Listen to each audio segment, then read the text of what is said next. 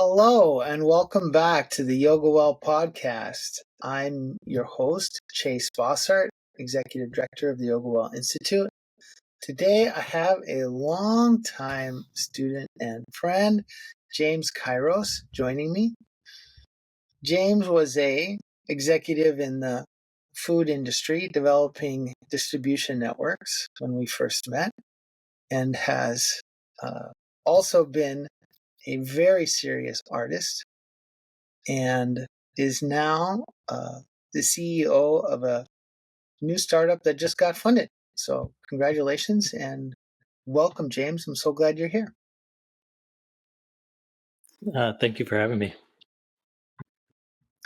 You know, I was telling someone earlier today that what I personally really would like to do with my time is work with individuals and groups of people over long periods of time and, like decades.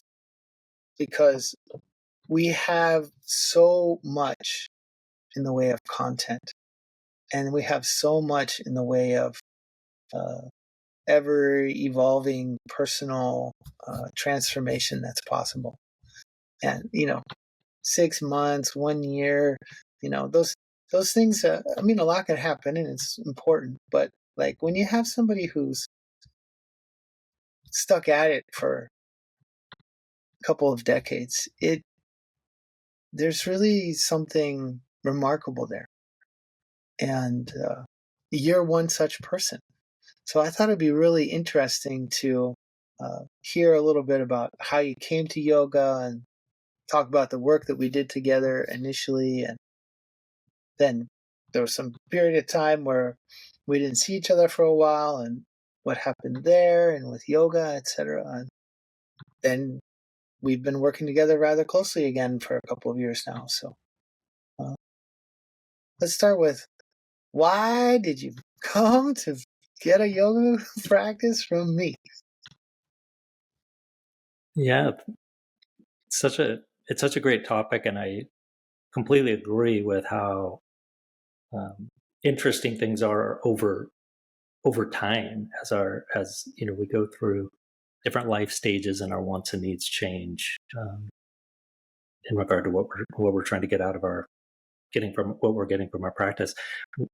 When I first met you, I was injured, and I was 40, and I think that's meaningful because I had really just come off a decade of career striving,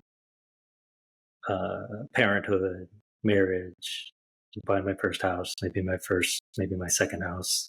Sold one, moved back and forth across the country, mostly career driven. So it was really a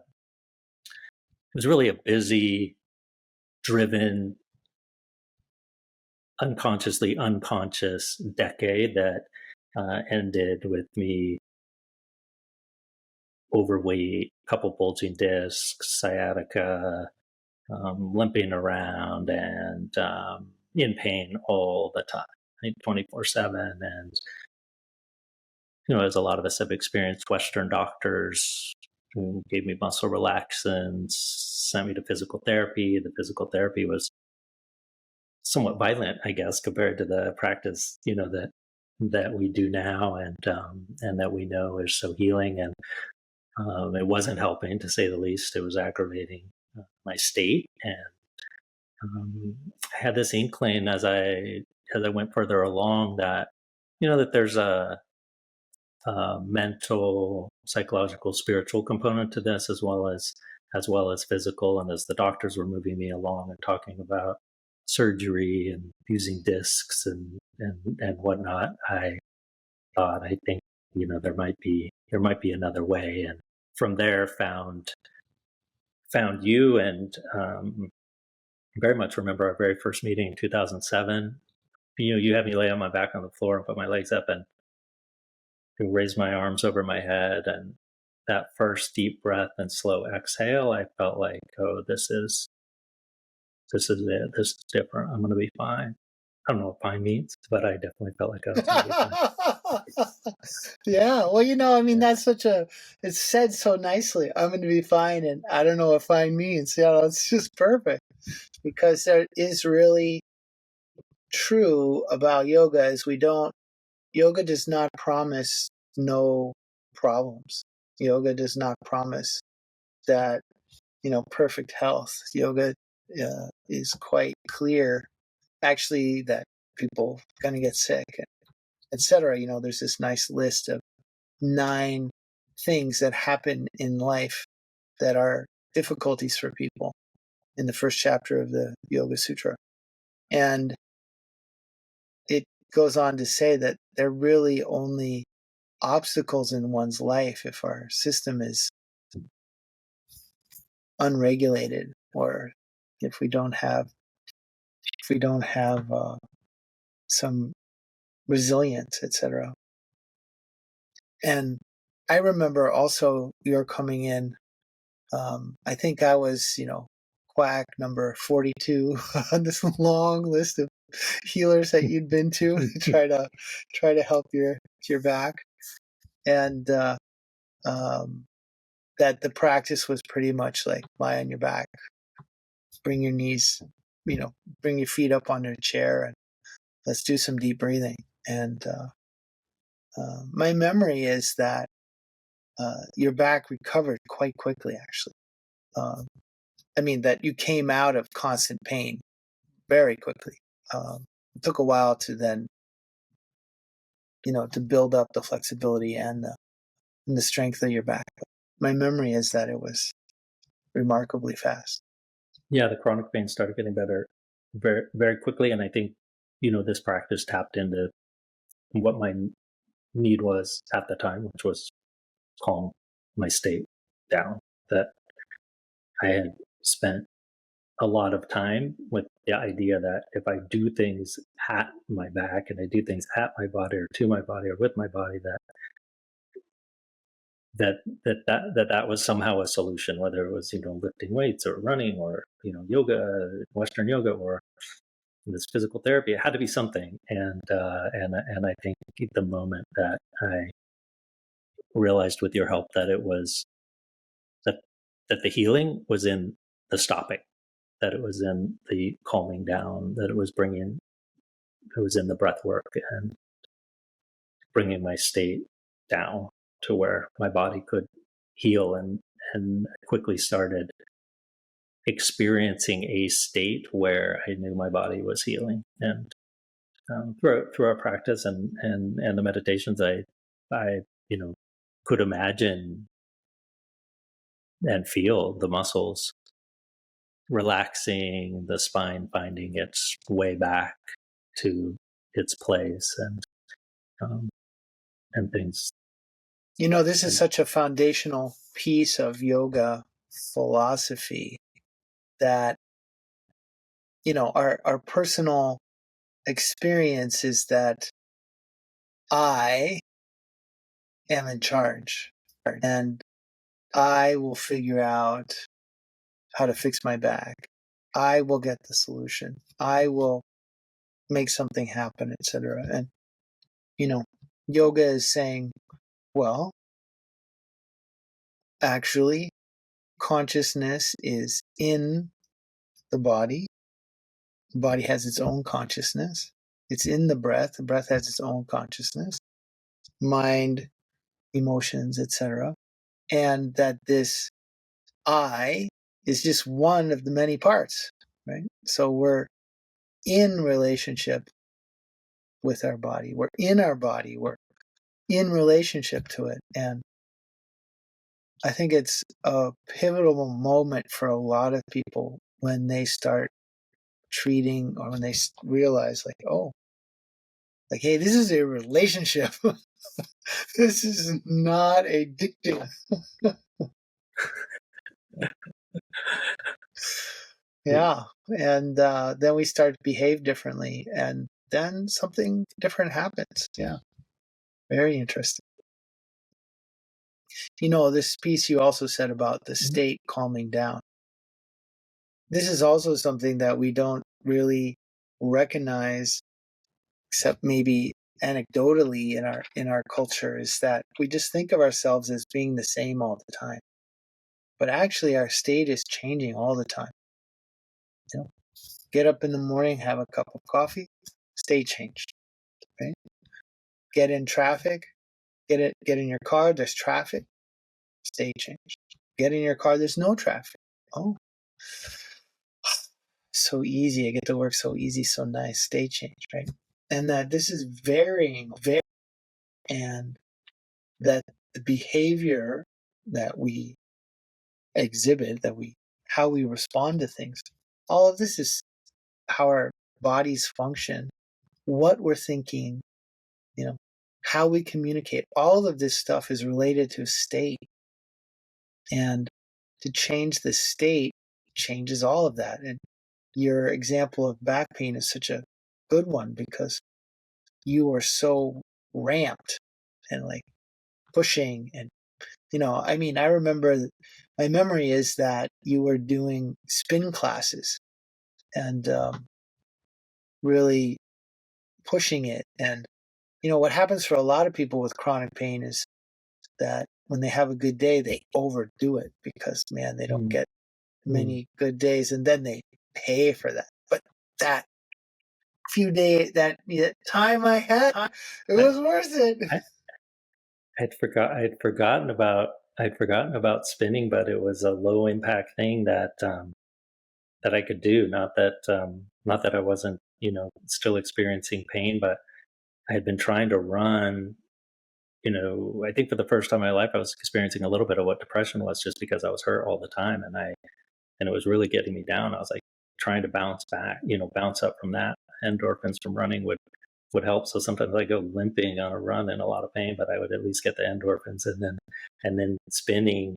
And yeah, I was definitely, I'd go into spinning, and I was competitive. I was in the front row with Shakira and trying to win the spin class or whatever. But it was helping my mood, and but I'd forgotten all about that.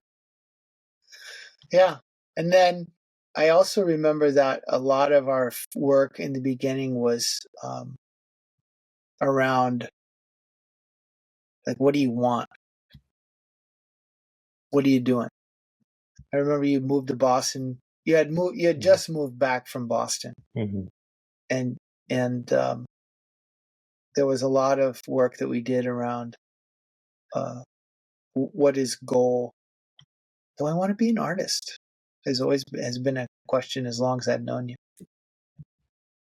Yeah, I think segueing like from that, as I healed, and the practice continued to be important and evolve and grow, and start doing more breath work and some chanting and adding to the practice.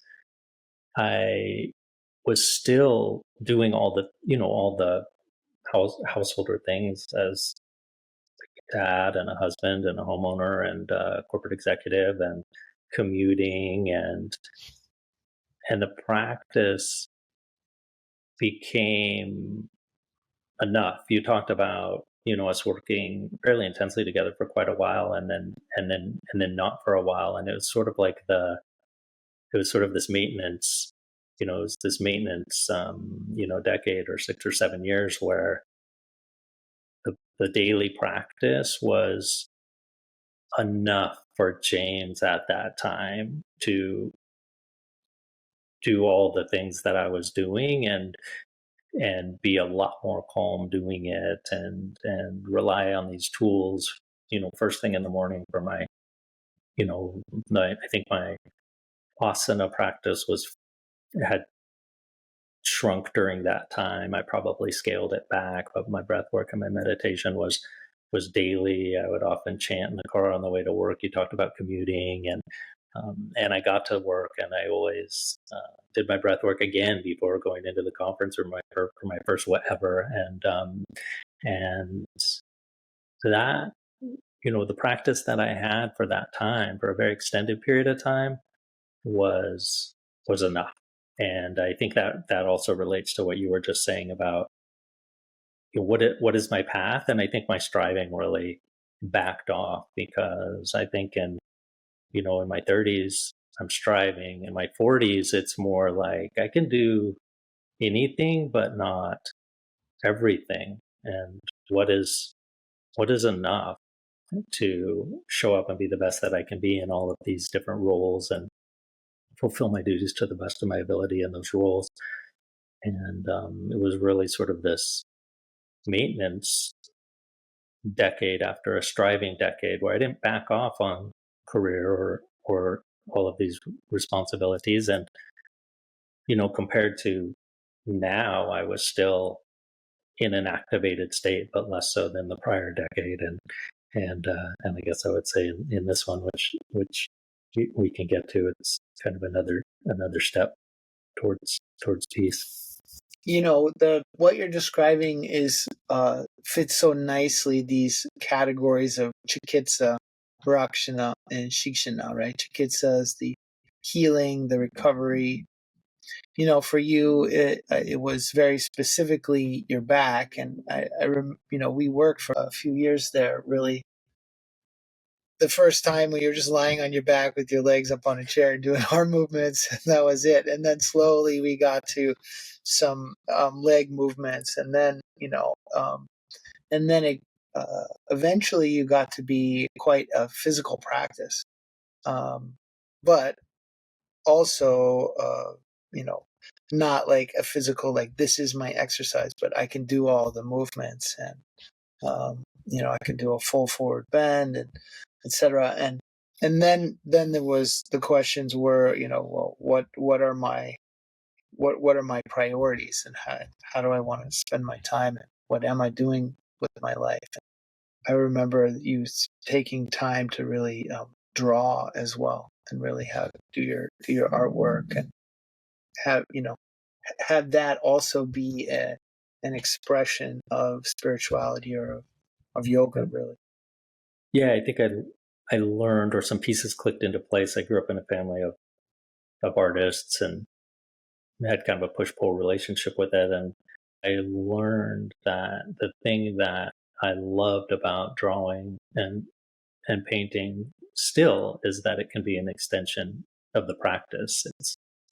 It's a place that is a meditation, and there is flow state there, and so like chanting, or like our asana, or reading, and meditation. It's another place to practice, essentially, and it's really well designed for that. Yeah, this piece about grew up in a family of artists, like both your parents were quite accomplished. My memory is your father was a university professor, and he had quite a bit of encouragement. I'll say with the air quotes.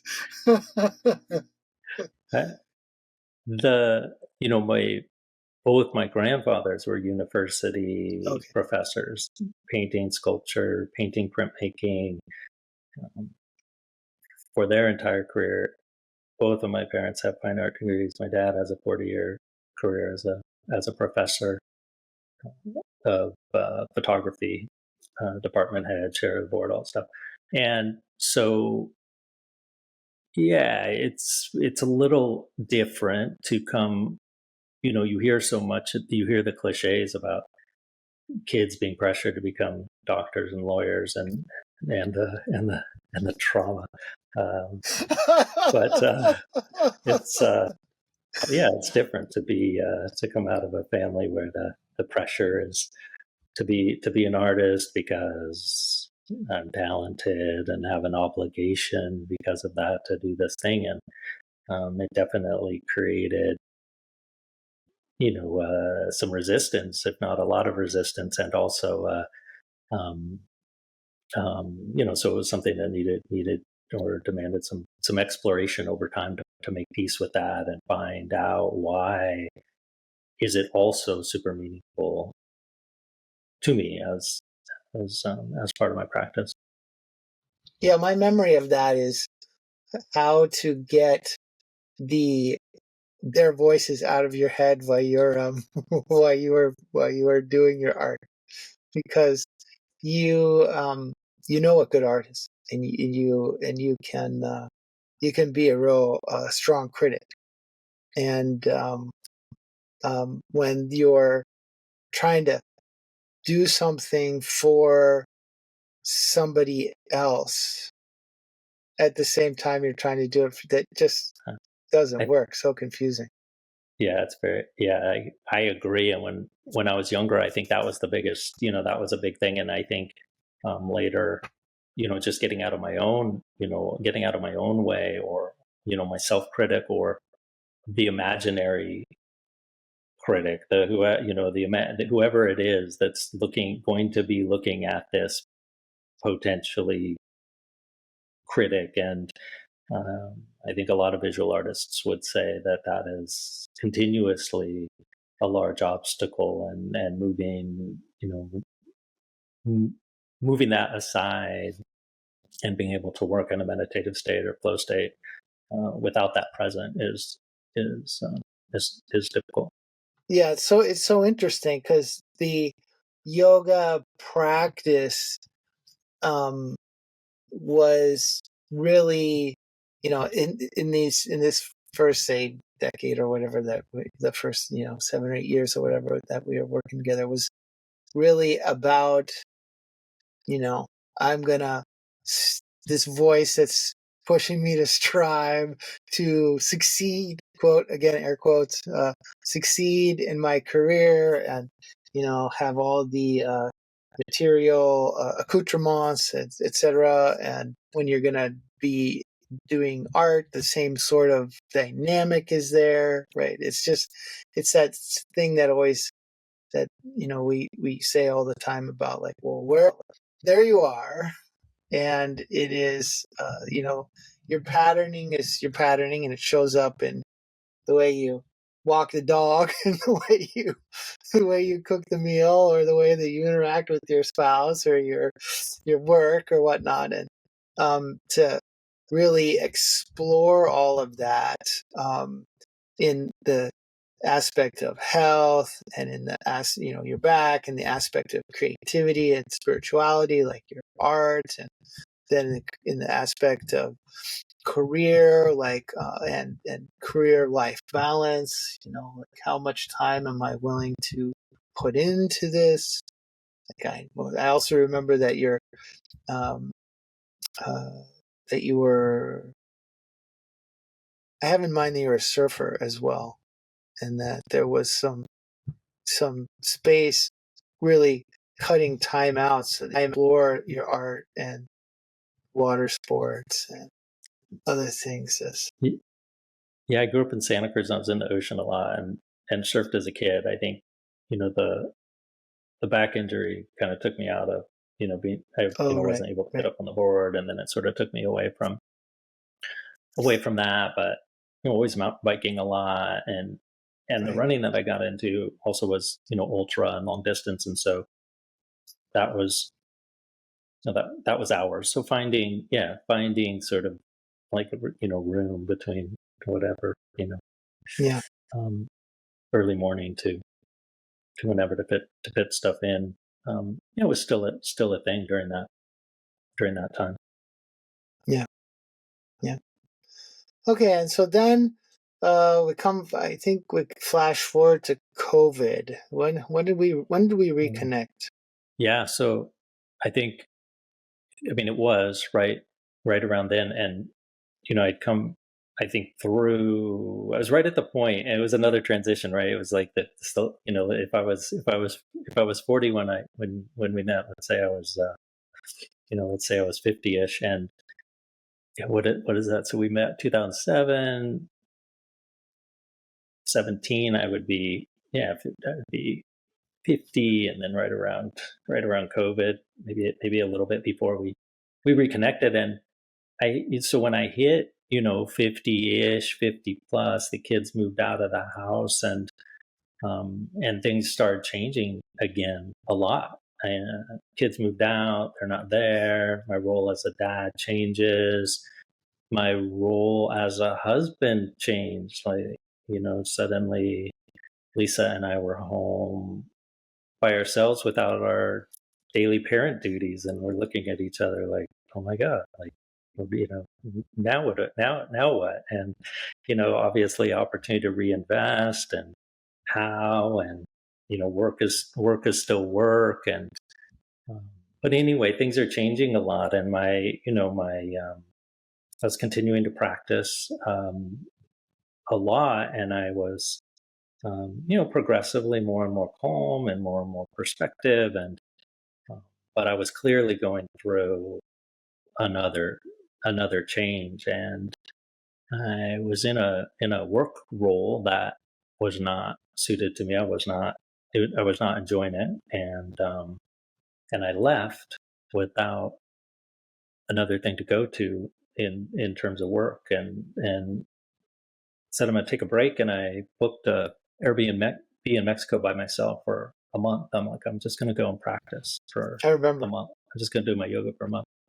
And I got there, and this is when I called. As I got there, and I was like, yeah, somehow in my head I was like, oh, I can put together a 30-day retreat and practice for myself. And I got there, and of course, like 2 hours later, I'm like, I have no idea how to put together a 30-day practice, and called you, and was like, help, I need, I want to, I'm here for a month. I want to practice 4 hours a day, 7 days a week. And what do I do? I have no idea.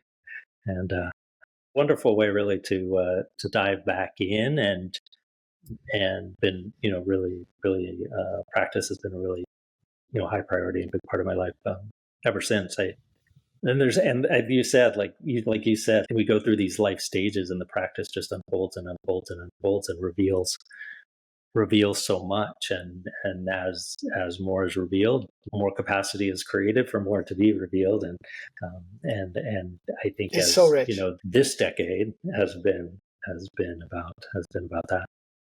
Yeah, so I just want to really highlight how the way that you're telling the story just aligns so nicely with these categories that we've been given, to help us understand like the purpose of practice, right? So there was chikitsa with therapy, and rakshana means maintenance of daily life. So there you are figuring out your career, and how much effort and energy and in what direction, and maintenance of your daily life, so that you raise kids, etc. And then there's another category called shikshana, which is about essentially exploring being, or learning what is, or what is beyond, something like this, right? And so Mm-hmm. now that was the first set of categories that your story is like elucidating so nicely. And then now you're saying like, well, I was a householder, right? So here's another set of categories given to us by the Indian tradition. You have the studentship at the beginning, brahmacharya. Then you have the householder, grahastha. Then there's a transition, right? So the transition in the latter stage of life actually has two steps. You get vanaprastha, and you get sannyasa, right? And so you're the forest dweller and the renunciant. And it's like, okay, so in certain ways, my or your grahastha, your householder, had come to some completion. The work that was required for raising the kids, at least on a daily basis, it's completed. Now, of course, it's never over. I ask any parent.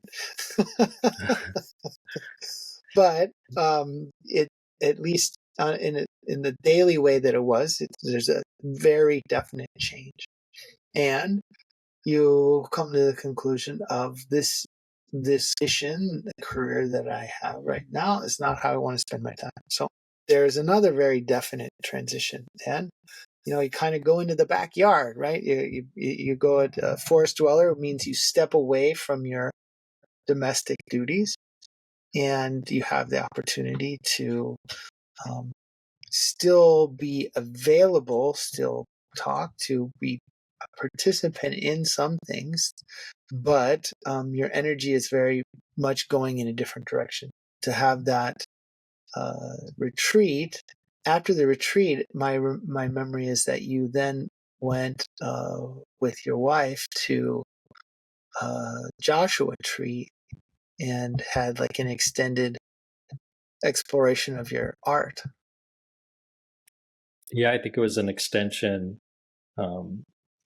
Yeah, it was a sort of an extension of the retreat and a lot of contemplation. So we went to and stayed in a house in Joshua Tree for 5 or 6 months during the winter when it's tolerable there and gorgeous. And my wife did a whole series of paintings that turned into a solo show inspired by the desert sky. Really, really beautiful. And during the same time, I did a lot of contemplation, and I was painting also, and really, really important transitional time. And all through this time, also, we're working on your practice. We're evolving your practice. A lot of evolution. I mean, I'd say over the last several years now, just really continuous change, and and we use the term growth. I'm not sure if that's right, but continuous change and capacity and peace and perspective. And doesn't mean I'm not busy, like you mentioned. Parenthood never stops, and I'm a son and a husband and a brother and a founder of a company, and these roles are there, and I have responsibilities to them. Though the relationship, I think, in every case is somewhat changed now, for sure. And again, it's how do I want to spend the rest of my life, and what state, and what do I want my relationships to be like, and what am I taking to them? How's my duty in those relationships changing? Yeah, one thing you said to me recently is your role as a son, as your parents are aging, and that more responsibility is sort of transitioning onto your shoulders, and how there's been some real recognition that your capacity to hold those responsibilities is really being seen by your parents and others that you're helping. And I, yeah, I think so. It's interesting for me. Like I'm a son, but I'm no longer a child. And what are these adult relationships now, later in life, and what is my role, and how am I showing up in those relationships? What do I have the capacity for? And I think there's no more challenging relationships than our than our families, and certainly these transitional times as people age, and decisions about aging and trust and um, come up. They're challenging and triggering, and can be really emotional. And for me, I've had an opportunity to show up for that and be calm and at peace, and offer what everything that I can offer, and everything that others are available for. yeah, it's interesting because those are also for a lot of people, those are also where the um, worst drama of their life unfolds. To Yeah, have yeah. that, can be so traumatizing to re-engage in all of the old patterns where all of a sudden I'm the I'm the responsible one here, and how to do that. And it really speaks to the power of yoga, uh, because yoga brings us some quiet, and it brings us some clarity, and then uh, it enables us to see, oh, these are my boundaries and these are my goals, and to then communicate them clearly without the emotional charges that could be there. And that lays a foundation for navigation of these really tricky. Mhm. Uh, It, Something that you and I have talked about a lot is letting go of outcomes. And I think in every one of these roles, and in this situation that we're talking about right now, not being attached to in any of the stuff or any of the, like not being attached to an outcome of any kind. And I'm really not. It's, I can show up and be of service and be available. And can I be helpful? And here's an opinion. And I think things would go smoother if we did them this way, and be okay when they don't go that way. Right. I mean, that's such a trick. That's such a trick because, a lot of people, I mean, I see it in my own interactions. A lot of people, when they give an opinion, see, it's not really offered. It's really like, do it like this. And then if they've gone to the trouble of like thinking it out and giving it to you, then they expect you to like do it. Yeah. And when you don't do it, it's like, humph. Well, and I think that probably describes me at 30 and maybe even 40 with my parents. If I gave them an opinion, it was because I thought that's exactly what they should be doing, and if they didn't do it, I was bothered by it. I feel incredibly fortunate and grateful today that is not.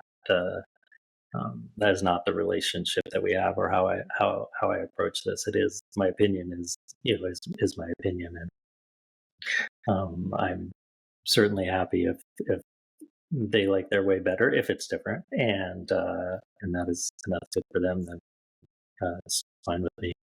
Yeah, it's so good. It's so good.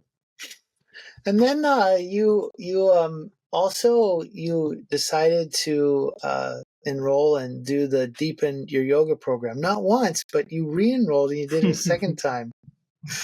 Tell me about that. Yeah, What was there?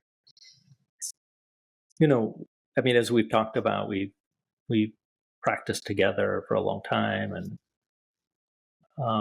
I'm very much, I show up to my mat and I do my practice, and I receive the benefits of that. I would, academically, my investment in yoga has been, light. Not that I haven't read the texts or paid attention. I haven't studied, and I definitely felt like there was an opportunity to study the lineage more and the ancient texts more, and where does this stuff come from, and sort of in alignment too, which is investing more in my practice on a daily basis. Of course, there is my asana and pranayama and my meditation and chanting, and what other ways can I invest in? There's a lot of hours in the day. There's 16 hours in the day, and what are we going to do with them? And if I choose to do a little bit more with my practice and invest more, and it's just a fantastic way to do that. I think the other piece too is, because this lineage and this practice is the only way I've practiced. I haven't gone to a studio in a group, so I had no community. So both the academic practice, connecting with others who were on the same path and practicing the same things, and engaging in dialogue with them, and showing up a couple times a week with a group, and just being exposed to so much more. And so I think that enrolling a second time was as much about just continuity of having that in my life. I got used to it and really liked it, and wasn't ready for it to stop. And I, again too, being somewhat remedial, I think in some of the academics, I saw the first one almost as an audit and a survey, and then have come back to it with an ability to go deeper, and that's been great. Your comments are so great.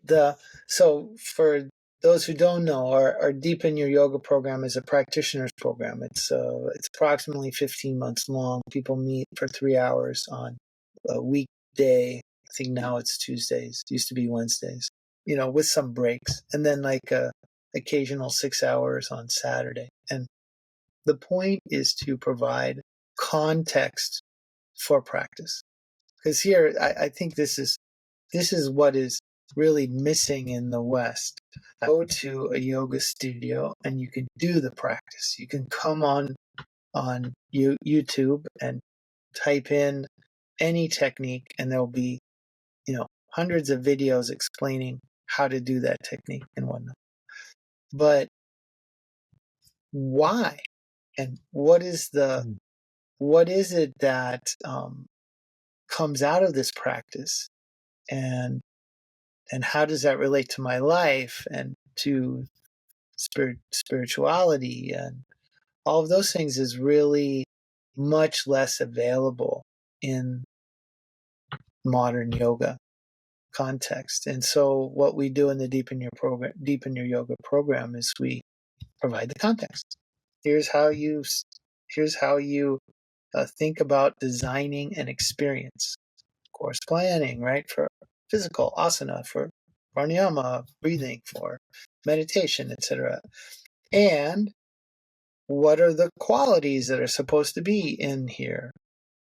And why? Because those qualities are related to these experiences, and the meaning of these experiences is, and here's how that relates to your life. So we go through Patanjali's Yoga Sutra, we go through Bhagavad Gita, we go through Hatha Yoga Pradipika, in these ways to really see, like, well, what is the layout of all the ideas and how do they interact, and I think it's enormously useful for a practitioner to have all of that in the background when they're practicing. Yeah, it's so informative in the so much context, and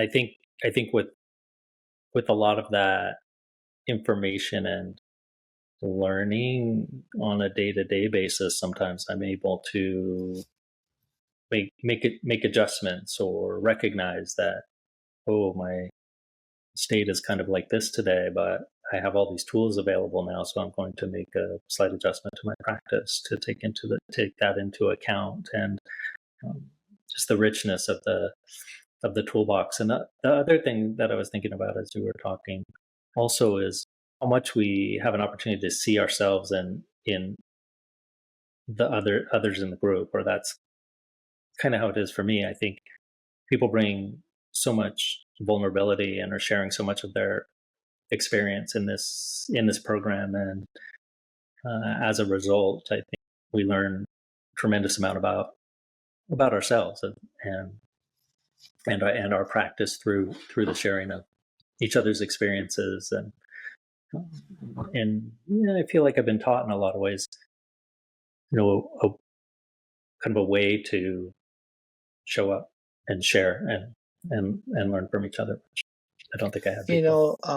Thank you for saying that. I have to say that I am so impressed with the people in our trainings who really show up in a sincere and, open way, and who are willing to share, like, what they're realizing about themselves, and then that gives us an opportunity to really take that and say, well, this is an example of this concept, and and here's how, and this is what it looks like in somebody's life. And people do such a great job in these programs of really opening their lives and explaining, and we really get a nice group feeling of support, and like, all right, so that's your difficulty. Well, okay, I'm picking up what you're laying down, and I can see that in my life, and I'm rooting for you, and thank you for sharing, because all this richness came out of that,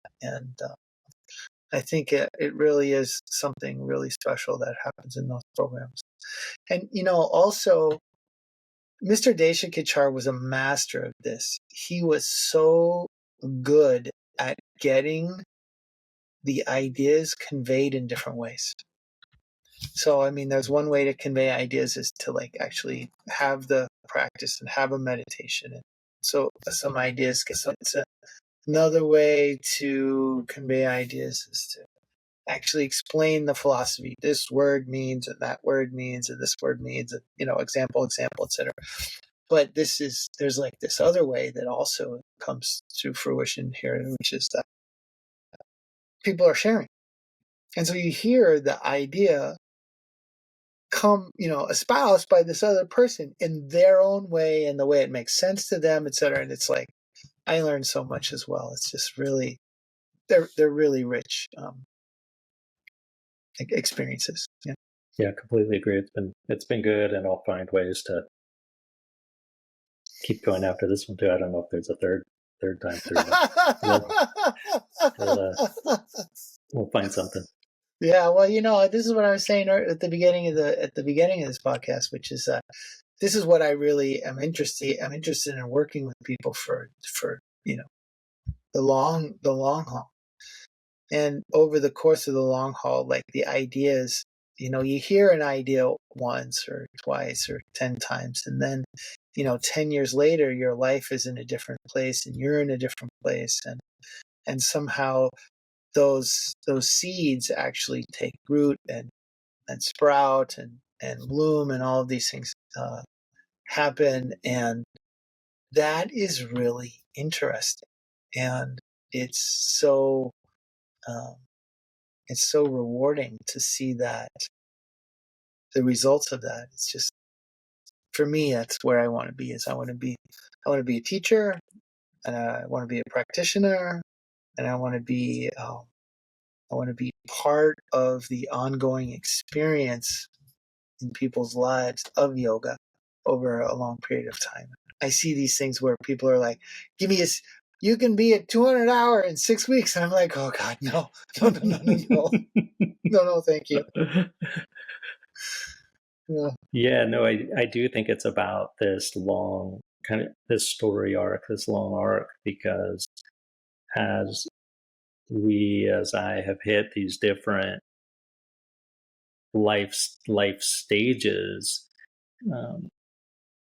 and my needs have changed, your ability to pick up on those changes and stages, and together making these adjustments,